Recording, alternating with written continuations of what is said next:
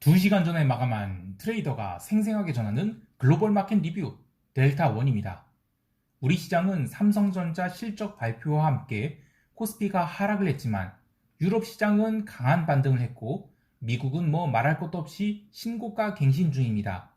이제 옵션 만기일인데 여전히 시장 지표들은 이게 뭐지 하는 상황이죠. 시장을 꼼꼼히 살펴보면서 방향성을 찾아가 보도록 하겠습니다.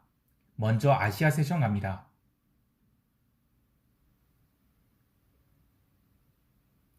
코스피는 장 시작 전 삼성전자 실적 발표가 있었는데 2분기 영업이익이 12조라 참 대단한 회사죠.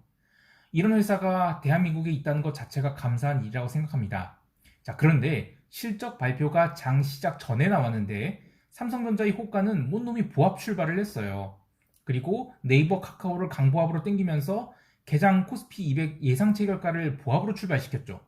이거 보면서 아이고 이놈들 오늘 3전 까겠구나 싶었는데 역시 선물은 갭다운 출발을 했고 외국인들은 선물을 미친듯이 아래로 쏘면서 지수를 끌어내렸습니다.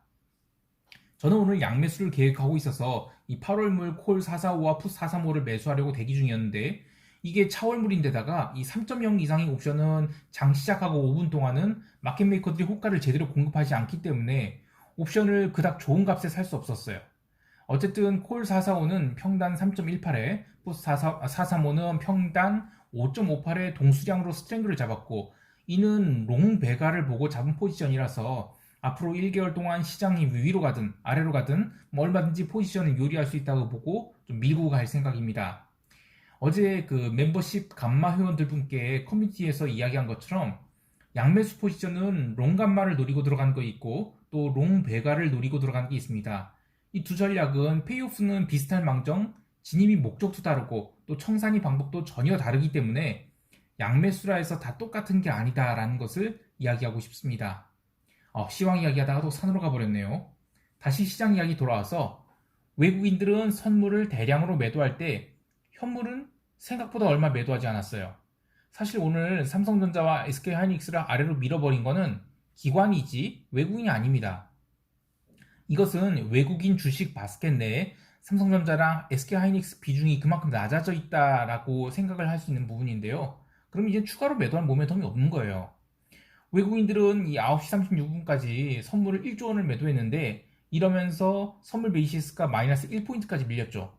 이번 주 월, 화 해서 선물 베이시스가 보합이나 플러스권에서 움직였다는 것을 감안한다면 강력한 베이시스 베거데이션을 밀면서 선물을 깐 건데 이게 좀 의도적이었다고 보는 게 9시 30분까지 내려갈 때 이 풋감마가 살아나서 좀 언더슈팅이 심하다 싶었는데 이번 물 특징이 개인이 콜을 계속 사모았고 풋옵션은 계속 매도를 쌓아놨기 때문에 이게 빠르게 급락하니까 9시 30분부터는 개인이 풋매도를 강하게 손절매하면서 풋 감마를 살렸습니다. 그런데 거기에 대놓고 외국인은 열심히 이익실을 했어요. 아유 이거 시세 다 나왔구나 싶었죠. 그래도 하루 이틀 보고 들어간 게 아니라서 양매수 포지션은 이익이 조금 붙었음에도 불구하고 그대로 뭉갰습니다. 요지는 오늘 시장이 급락은 약간 언더슈팅 좀 줘서 개인이 그 풋매도를 손절매 시킨 거다. 이렇게 보고 있습니다. 옵션 시장에서는 당연히 뭐 지수가 하락을 하니까 기관들이 스트랩셀을 와장창 해댔죠. 외가와 등가코를 닥치고 매도하면서 델타를 쫓아갔고요. 상대적으로 풋매도는 거의 하지 않았어요. 이번 7월물 옵션이 특징이 기관들이 432에서 437 스트랭글을 대량으로 갖고 있다는 얘기를 했었는데요. 역시 오늘도 장중에 그렇게 콜 매도를 많이 때린 것을 11시 이후로 살살 걷어내면서 종가에는 양매도 포지션을 크게 줄여서 넘겼습니다. 과연 만기일 어떻게 마무리 짓게 될지 참 궁금하네요. 어쨌든 외국인이 대량으로 선물을 매도해서 시장이 435.35선을 저점으로 기록하자 그 뒤로 계속 반발 매수가 들어왔습니다. 외국인들도 11시 이후에는 이 선물 매도를 살살 걷었는데 그러면서 오늘 증가한 미결이 거의 다 빠져버립니다. 그런데 오늘 미결이 증가폭은 시장이 급락을 할 때 5천 계약 정도밖에 되지 않았어요. 이것은 오늘 외국인들이 선물 매도 중 절반은 롱에 대한 손절매라고 보고 있습니다. 지난 7월 1일에 들어온 이 외국인이 대량 선물 매도와 7월 5일 그리고 6일에 들어온 외국인이 대량 선물 매수는 진입이 타임프레임이 다른 포지션으로 추정된다는 얘기를 했었죠. 7월 1일이 매도는 좀 장기 관점으로 들어온 것으로 보고요. 5일과 6일에 들어온 롱 포지션은 그보다는 좀 숏텀으로 보고 있는데 그 숏텀이 롱 포지션 중 일부가 오늘 스탑이 나왔다라고 보고 있습니다. 사실 만기주의 시장을 맞춘다는 게 참 어려운 일인데 그나마 이번 물은 그래도 기관들이 포지션이 너무나 명확하고 외국인들만이 하방을 보고 있고 반대로 개인들은 완전 상방을 보고 있죠. 그래서 오늘 지수 급락대 일부 이익 실현된 것, 외국인들이 그 품매수가 이익 실현된 걸 보면 이번 물 하락은 전적으로 외국인들이 숏을 더 늘리느냐에 따라 달려있는 것 같아요. 물론 기관이 포지션이 432에서 437 스트랭글링으로 기관은 상방보다는 아래쪽을 더 은근히 기대하고 있을 것 같아요. 그런데 아래쪽에는 또 21선이 기다리고 있어요. 현재 상황에서 21선을 과연 깰 모멘텀이 있을까? 글쎄, 글로벌 시장이 신고가를 갱신하고 있는 마당에 그건 좀 어렵지 싶어요. 그리고 삼성전자가 장중에 마이너스 1% 가깝게 매도가 나왔는데 장 후반 들어서는 하락폭을 제법 줄였죠. 외국인이 현물을 공격적으로 때리지 않는 상황에서 시장은 마냥 내리기가 부담스러울 것으로 보입니다. 자, 여기까지 하고 자세한 전략은 총평 때 이야기하겠습니다. 이제 유럽 세션 갑니다.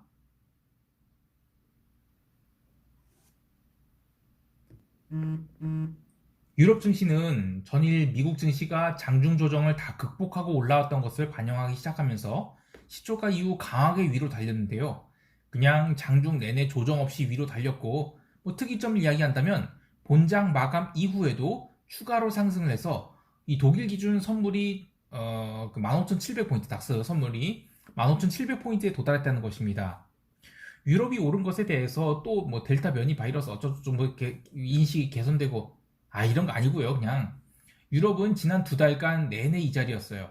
그래서 오늘의 상승은 이 오름폭이 1%가 넘었다고 해서 이 개별 종목단에서 의미를 찾는 것보다는 글로벌 시장이 맛이 갈 수 있는 상황에서 아니야 그냥 박스일 뿐 추세 하락 아니라고 확실히 쐐기를 박아주었다는 그런 의미의 상승이라고 해석하는 게 맞겠습니다. 무슨 얘기냐면 그 유럽 시장의 특성은 이 박스를 만들기 시작하면 참 징그럽게 오랫동안 박스를 만들곤 하죠. 그런데 이 외부 이슈로 시장이 조정을 받게 돼서 전체 시장이 망가지면 모를까 추가 조정이 나오지 않는다면 오히려 그간의 숏 포지션을 싹 모아서 레벨업을 해버리는 경향이 있어요. 그래서 오늘 이 15,700포인트에 도달한 것은 시장이 추가 상승할 수 있을지 아니면 다시 박스권 상단에 도달할 것인지 그것을 이 트레이더한테 선택을 강요하게 됩니다. 근데 오늘 통화시장에서 유로화가 스탑로스 나온 것을 보이고요. 또 금리도 미국 10년물 기준 1.3%를 잠깐 깨기도 했었죠. 그래서 대충 오버액션은 다 나왔다고 보고 있어요. 그래서 저는 유럽 증시가 박스 상단보다는 좀 추가 상승을 가능하지 않을까라는 생각을 합니다. 자, 증시는 그렇게 스트레이트 상승을 했는데 통화시장과 채권시장은 그러지 않았어요. 우선 채권은 유럽 세션 시작하자마자 바로 고가를 갱신하면서 스탑로스들이 연달아 터져나왔죠. 그나마 미 국채는 1.3%를 깨는 것은 좀 부담스럽다 생각해서 간신히 1.3%대 마감을 했어요. 이 통화시장에서는 유로화가 근근히 버티고 있다가 미국 세션 시작하면서 스탑로스가 시작돼서 미국 장 시작하고 1시간 만에 1.18선을 일시적으로 깨기도 했어요. 근데 이것 때문에 증시가 전부 다 하락을 했어요. 그래서 오늘은 이 유로화에 대한 스탑로스가 시장을 좀 끌어내렸다. 미국 시장만. 그렇게 봐야 될 것 같고요. 그리고 오늘 경제지표 졸츠가 나왔는데 그 구인구시자 이거는 좀 줄어들긴 했는데 이거는 시장에 영향 없었다고 봐요. 자, 어쨌든 이후에 그 새벽 3시에 FOMC 회의록 때 공개가 나오고 나서 일시적으로 이제 통화가 반등을 하긴 했어요. 그런데 이거는 잠깐 반등 나온 거에 불구하고 그 뒤로 다시 통화는 종가 저가로 밀렸습니다. 근데 여기서 좀 의구심이 들게 정상이죠. 무슨 얘기냐면 어제는 채권 때문에 증시가 밀렸다고 했잖아요. 근데 오늘도 채권이 강세예요. 그리고 또 오늘도 또 달러도 강세예요. 근데 왜 증시가 도로 반등을 했는가 이건데요. 이것은 미국 증시가 빠지지 않아서입니다. 그러니까 오늘 그 유로화가 스탑로스 막 나올 때 물론 미국 증시가 빠졌어요. 나스닥 다우 할 것 없이 다 빠졌는데 스탑로스 딱 끝나자마자 그 증시는 죄다 반등을 합니다. 특히 이제 유럽 마감 때 유럽은 전혀 빠지지 않았고 미국장 빠질 때 유럽은 전혀 빠지지 않았습니다. 그래서 어제 이제 만약에 미국 증시가 조정을 받고 하락을 해서 마감했다고 하면 글로벌 증시를 선도하고 있는 미국이 드디어 멈추는 게 아닌가라는 우려가 있었을 거예요. 근데 오늘 뭐 유럽 증시 반등하고 또 초반에 그 나스닥 종목들 프리마켓 호가 강하게 들어왔죠.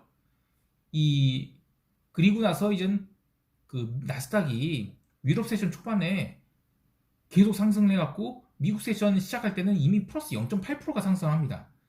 이렇게 하고 나서 이게 시가 이후 뭐 나스닥이 조정을 받는 것은 당연히 갭상승 0.8%가 나왔는데 조정 받을 만하죠. 예.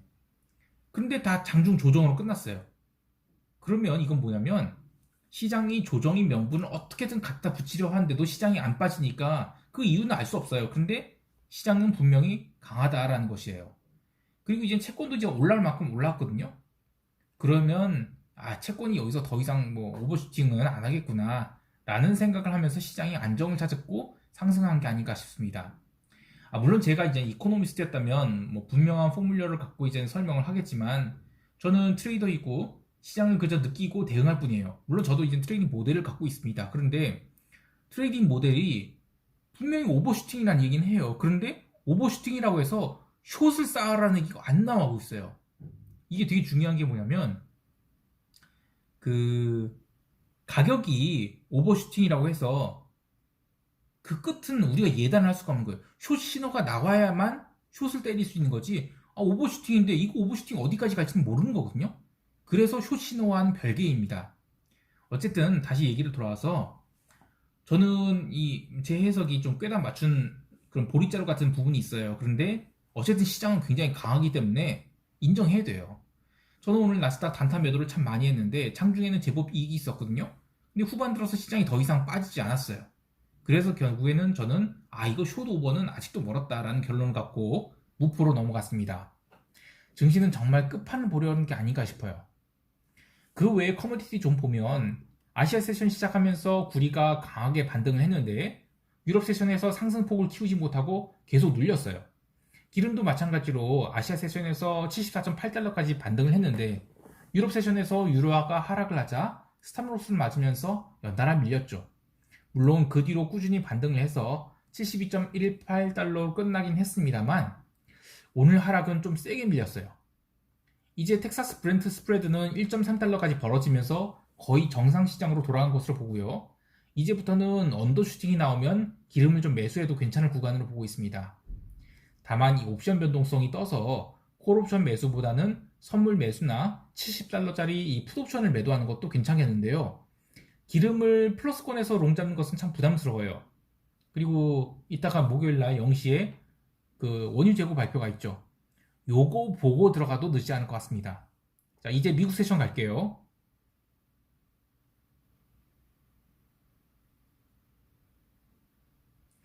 미국은 유럽 세션에 그 지수가 강하게 반등하면서 나스닥 중심으로 또 강한 상승이 있었습니다.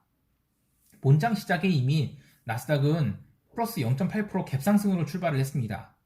그러자 시초카부터 대량의 매도 물량이 쏟아지면서 지수를 끌어내렸는데요. 사실 저 정도 하락을 하면 종가 저가로 처박힐 법도 하죠. 근데 유럽 세션이 거의 밀리질 않고 탄탄히 버티니까 유럽 세션 마치고 나스닥도 반등을 시도했습니다. 그 이후로 시장 변동성이 죽으면서 나스닥 현물이 모양새는 행잉맨이 아래 꼬리 달린 음봉으로 마감을 했는데요. 사실 이런 거는 아주 좋은 숏 찬스라고 생각을 합니다만 시장이 워낙 강하다 보니까 저가 하나 나왔다고 해서 숏을 치지 못하겠는 거예요. 게다가 S&P 지수는 장중 조정 이후 결국 종가 저가나 다름없는 상승을 했는데요. 이런 분위기는 시장을 하락으로 볼 수가 없죠. 제가 나스닥 숏 포지션을 손절한 가격이 14,520인데 참 그때 당시만 해도 참 고가의 손절을 했다고 생각했지만 시장이 발산하고 있어서 이를 악물고 손절을 했죠. 역시 시장은 발산 중이에요. 이제 S&P마저 발산하려고 하고 있어서 저는 시장 쉽게 죽을 것 같지 않습니다. 자, 그런데 시장 변동성은 좀 재밌게 움직였어요. 장 초반 조정이 나왔는데 조정폭이 얼마 되지도 않았고 또 변동성은 전일 고점권 근처까지 상승했어요. 그 이야기는 뭐냐면 오늘 장중 조정이 더 컸다고 하면 변동성이 더 상승해서 아주 폭발을 했을 거라는 거죠. 근데 저는 그만큼 변동성이 고평가되어 있다는 생각이 들어요. 밤 11시 30분에 저점을 찍고 나서 시장이 반등을 해서 신고가를 갔음에도 불구하고 변동성은 또 하락이 정체되었습니다.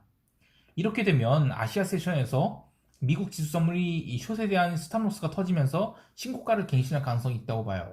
그러면 변동성은 언더슈팅을 주겠죠. 자, 이쯤 되면 우리 시장도 사실 폭등각이 나와야 하는 거 아닌가 싶은데요. 이 만기 일은 해외 시장이고 뭐고 변동성 이 매도자들 열수의 쥔대로 움직이는 거니까 미리 예측할 필요가 없습니다. 개별 종목 보면 애플이 신고가를 갱신하면서 1.6% 상승했고 어제 신고가 갱신했던 아마존은 좀 쉬었습니다.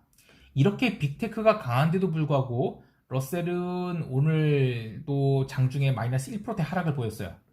여전히 시장은 이 빅테크가 견인 중이고 이들이 실적을 발표하는 7월 하순경이나 실적이 피크아웃하는 그런 우려가 생기면서 그때나 조정이 오지 않을까 싶어요. 그전에는 일단 미국은 하락 아닌 것 같습니다. 정말 시장 강하네요. 그리고 오늘 어제 이어서 이 중국 딱지 붙은 주식들 또 밀렸죠. 바이든님, 알리바바 이런 것들. 이 얘네들 팔아서 빅테크 사는 거 아닌가 싶기도 해요. 자, 여기까지 하고 시장 총평하면서 대응 전략 이야기할게요.